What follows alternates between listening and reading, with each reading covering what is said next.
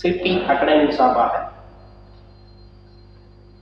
Group 4க்கான தேர்வு தொடர் 29/1/2025 நம்ம தேர்வு தொடர் ஆரம்பிக்க இருக்குது. கிட்டத்தட்ட பார்த்தீங்கன்னா 45க்கு மேற்பட்ட தேர்வுகளை கொண்ட தேர்வு தொடராக இருக்குது. சிறுதுளி பெருவெள்ள மாதிரி நம்ம கொஞ்சம் கொஞ்சமாக சிலபஸை கரெக்ட் பண்ணி அது நிறைய செப்பரேட்டாக பிரித்து நம்ம தேர்வு கொடுக்குறோம். இந்த ஆண்டுல நம்ம புதிய மாற்றமும் தேர்வு தொடரில் இருக்கு. டிஎன்பிசி மூலமே இப்போ அந்த சப்ஜெக்ட் கொடுத்த சப்ஜெக்ட்ல நிறைய மாற்றங்கள் செஞ்சிருக்காங்க. மதிப்பெண்கள் ஏற்றம் இறக்கம் இருக்குது. இது பொது அறிவில இருந்து 5 வினாக்களும், புவியில இருந்து 5 வினாக்களும், வரலாறுல இருந்து 10 வினாக்களும், அரசியலமைப்புல இருந்து 15 வினாக்களும், பண்பாடு மற்றும் தமிழ்நாடுல பொறுத்தளவுல 20 வினாக்களும், பொருளாதாரம் மற்றும் தமிழ்நாடு வளர்ச்சி நிர்வாகத்துல 20 வினாக்களும் இருக்கு.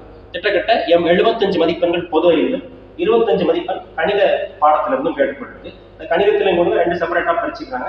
15 வினாக்கள் அந்த கணிதத்தும் பிளஸ் ரீசனிங்ல ஒரு 10 வினாக்களும் இருக்கு. அது சம்பந்தப்பட்ட நம்ம தேர்வு தொடர் எப்படி இருக்கிறது அதை மட்டும் பார்க்கணும். முதலாக பார்த்து அப்படின்னு பாத்தீங்கன்னா தமிழ்ல 100 வினாக்கள் இருக்கு. 100 வினாக்களுமே பாத்தீங்கன்னா 7 தலைப்புகளாக நம்ம டிஎன்பிசில அதை பிரிச்சுக்கிறாங்க. முதல் தலைப்பு அப்படின்னு பாத்தீங்க அப்படின்னா இலக்கணம், எழுத்து, சொல். 2வது பாத்தீங்கன்னா சொல் அகராதி. 3வது எழுதும் திறன். 4வது கலை சொற்கள். 5வது வாசித்தல் மற்றும் புரிந்து கொள்ளும் திறன். 6வது எளிய மொழிபெயர்ப்பு. 7வது இலக்கியம், தமிழ் அறிஞர்களும் தமிழ் தொண்டு. இதுலயுமே 7 தலைப்பிலுமே ஒவ்வொரு தலைப்பிலுமே எத்தனை வினாக்கள் அப்படின்னா இப்ப இலக்கணம் இருக்கு. இலக்கணத்துக்கு 25 கேள்விகளும், சொல்லகராதிக்கு 15 கேள்விகளும், எழுதும் திறனுக்கு 15 கேள்விகளும், கலை சொற்களுக்கு 10 கேள்விகளும், வாசித்தல் புரிந்து கொள்ளும் திறனுக்கு 15 கேள்விகளும், எளிய மொழிபெயர்ப்புக்கு 5 வினாக்களும், இலக்கியம், தமிழ் அறிஞர்களும் தமிழ் தொண்டுக்கும் 15 கேள்விகளும் கேட்கப்பட்டது. தமிழ்ல மட்டும் 100 வினாக்கள். கணிதத்தை பொறுத்தல திறன் அறிவுக்கு 15 கேள்விகள், காரணிகளுக்கு 10 கேள்விகள், பொது அறிவிற்கு நம்ம ஏற்கனவே பார்த்துட்டோம். அப்ப திட்டக்கட்ட பாத்தீங்கன்னா 200 மதிப்பெண் செப்பரேட்டா நிறைய விஷயங்களை பிரிச்சிருக்கிறதுனால நம்ம தேர்வு தொடர் வந்து திட்டக்கட்ட தமிழ்ல 12 யூனிட் தேர்வுகளும் 12 ஃபுல் டெஸ்டும் இருக்கு. மேக்ஸை பொறுத்தளவுல 15 டாபிக் தேர்வுகளும் 8 ஃபுல் டெஸ்டும் இருக்கு. ஜெனரல் ஸ்டடீஸ்ல 24க்கும் மேற்பட்ட யூனிட் டெஸ்டும் 5க்கும் மேற்பட்ட ஃபுல் டெஸ்டும் இருக்கு. கிட்டத்தட்ட பாத்தீங்கன்னா நம்ம எல்லாத்தையுமே நிறைய செப்பரேட் வைஸா தனியாக நம்ம பிரிச்சு கொடுத்தோம். சரிங்களா? இப்போ எடுத்துக்காட்டுக்கு பாத்தீங்கன்னா முதல் தேர்வு, நம்மளுடைய தேர்வு தொடர் வந்து புதன் மற்றும் ஞாயிற்றுக்கிழமைகளை தேர்வு நடைபெறுகிறது. சரிங்களா? நம்ம அரசு வேலைக்கு இந்த வேறு ஏதாவது பணி நிமித்தமாக சொல்வதற்காக இந்த தேர்வு வந்து ஞாயிற்றுக்கிழமையே வச்சிருக்கோம். சரிங்களா? இப்போ முதல் தேர்வு ஜனவரி 29 புதன்கிழமை தமிழ் தேர்வு நடைபெறும். தமிழ் வினாக்கள்ல 100 வினாக்கள் ஃபர்ஸ்ட் பார்ட் மட்டும் இருக்கும். ஃபர்ஸ்ட் பார்ட்ல பிரித்தெழுதல், சேர்த்தெழுதல், சந்திப்பிழை, குறிநிலையில் வேறுபாடு, நகர வேறுபாடு, நகர வேறுபாடு, இனவெழுத்துக்கள் அறிதல், சுட்டெழுத்துக்கள், வினா எழுத்துக்கள், ஒருமை பன்மை அறிதல் மற்றும் கணிதம். அதாவது தமிழ் 100 மதிப்பெண்ணுக்கும் 25 கேள்விகள் கணித தலைப்பிலிருந்து தேர்வு. அப்போ ஒரு டெஸ்ட் 125க்கும். அடுத்ததாக நம்ம பொது அறிவுக்கு பார்க்கும்போது அதுல பாத்தீங்க அப்படின்னா 100 வினாக்கள்.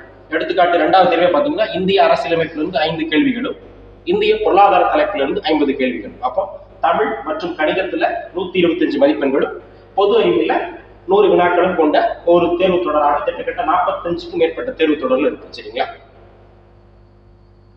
இப்ப முதல் யூனிட்ல நம்ம தமிழை பொறுத்தளவுல 7 யூனிட் இருக்கு.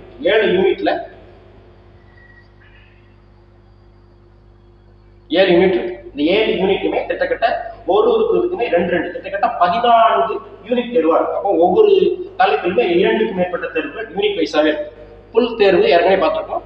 ஃபுல் தேர்வு ஒரு 12க்கு மேற்பட்ட தேர்வுகள் இருக்கு. அப்போ தமிழே பாத்தீங்கன்னா 12 + 12 கிட்டத்தட்ட 25 தமிழுக்கு மட்டும். மேக்ஸுக்கு பாத்தீங்கன்னா 17 + 8 கிட்டத்தட்ட அதுவும் ஒரு 25க்கு மேற்பட்ட. ஜிகேல பாத்தீங்கன்னா 24 யூனிட் டெஸ்டும் 3 அல்லது 5க்கு மேற்பட்ட முழு தேர்வுகள் இருக்கு. கிட்டத்தட்ட எல்லாத்துமே 25 இருக்கு. 25 பார்க்கும்போது உங்களுக்கு நிறைய கேள்விகள் இந்த தொகுப்புல இடம்பெறும். இப்ப எடுத்துக்காட்டு ஃபர்ஸ்ட் அதுல கூட சொல்லியிருப்போம். 2வது இதுதான் கான்செப்ட். சரிங்களா? புதன்கிழமையும் நம்ம ஞாயிற்றுக்கிழமையிலும் இந்த தேர்வு தடை நடைபெறுது. இப்ப 2வது தமிழ் பாருங்க.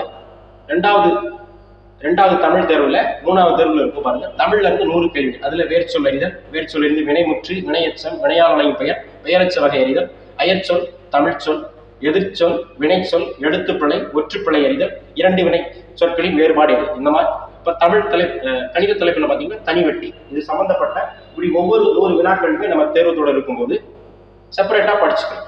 அரசியலமைப்புல பாத்தீங்கன்னா கிட்டத்தட்ட ஒரு தலைப்புகள் இருக்கும். ஒவ்வொரு தலைப்புகளுமே தனித்தனியாகவே இருக்கும். இப்போ பொருளாதாரத்துல பாத்தீங்கன்னா பொருளாதாரத்திலும் கட்டிங்களுமே இருக்கும். இப்போ நம்ம தேர்வு தொடர்ல பாத்தீங்கன்னா நம்ம அரசியலமைப்பு, பொருளாதாரம் மற்றும் வளர்ச்சி நிர்வாகம், தமிழ் பண்பாடுகள் மட்டுமே இந்த 3 டாபிக் எடுத்துட்டாலுமே கிட்டத்தட்ட 55 மதிப்பெண்கள் டிஎன்பிஎஸ்சி வந்து கேட்கணும்னு சொல்லியிருக்காங்க. ஸோ நம்ம அதனாலதான் அதற்கு ஏன் சார் நம்ம முதல்ல எதுக்கு அதிக மதிப்பெண் இருக்குதோ டிஎன்பிஎஸ்சியை பொறுத்தவரை எந்த பாடத்திட்டத்துக்கு அதிக முக்கியத்துவம் கொடுக்குறாங்களோ அதன்படியே முதல்ல பொருளாதார அரசியலமைப்பு யூனிட் 8 கொண்ட யூனிட் 5 அந்த 2 தேர்வுகளுக்கு நம்ம மாற்றி வச்சுட்டு அதுக்கப்புறம் நம்ம ஒவ்வொரு தேர்வுகளாக இருக்கும். சரிங்களா?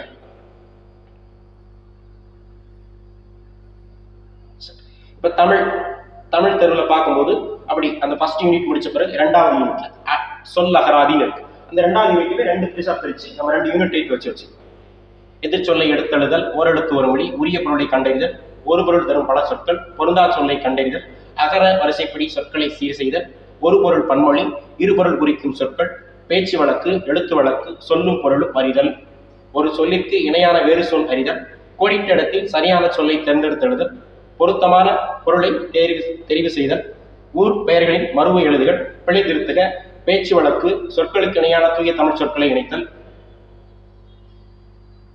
பேச்சு வழக்கு தொடர்பில் உள்ள பிழை திருத்தம், சொற்களை இணைத்து புதிய சொல் உருவாக்குதல், அடைப்புக்குள் உள்ள சொல்லை தகுந்த இடத்தில் சேர்த்தல், பொருள் தரும் ஓரெழுத்து, பல தரும் ஒரு சொல்லை கூறுதல். இப்படி தமிழுக்கு பாத்தீங்கன்னா அப்படின்னா நிறைய நம்ம இந்த தேர்வுலையுமே நம்ம தொடர்ந்து வச்சோம். சரிங்களா? இப்ப அடுத்து பாத்தீங்க அப்படின்னு பாத்தீங்கன்னா இந்திய பொருளாதாரம். இப்ப இந்திய பொருளாதாரம் அரசியலமைப்பு முடிஞ்ச பிறகு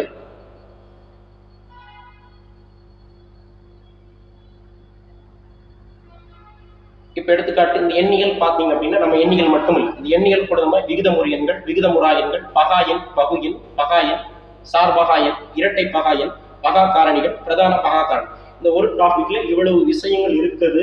இதுல இருந்து தேர்வுகள் அடிக்கணும். சிம்பிளா அதை மட்டும் நம்ம படிச்சுட்டு போயிடும். சரிங்களா? இப்ப திருக்குறள் இருக்குன்னா திருக்குறள் சம்பந்தப்பட்டோம். இப்ப தமிழ் சமுதாய வரலாறு அது தொடர்பான தமிழ் தொண்டு நூல். இப்ப இந்த தேர்வு தொடர் முடிச்ச பிறகு அரசியலமைப்பு, பொருளாதாரம், தமிழ் பண்பாடு இதுலயே 55 வினாக்கள் இருக்கிறதுனால நம்ம முதல்ல அதிக மதிப்பெண் கொடுக்குற சப்ஜெக்ட்டுக்கு முதல்ல அதை நம்ம படிச்சு முடிச்சோம்.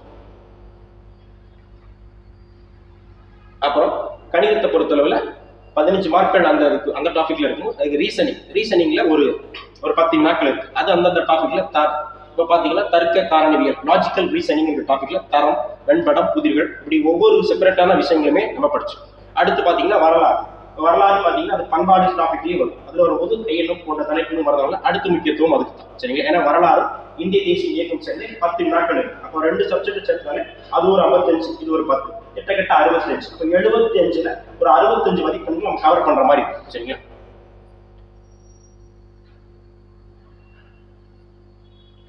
அடுத்து பாத்தீங்கன்னா புவியியல், அப்புறம் முழு தேர்வு, அறிவியல், நம்ம எந்த சப்ஜெக்டுக்கெல்லாம் முக்கியத்துவம் கொடுக்குமோ அந்த அளவுக்கு இதுல இருக்கும். சரிங்களா? இதுல பாத்தீங்க அப்படின்னா நம்ம முழு தேர்வே கிட்டத்தட்ட எல்லா செப்பரேட்டா சேர்க்கும்போது 46 டாபிக் வைஸான தேர்வுகளும் இருக்கும். சரிங்களா?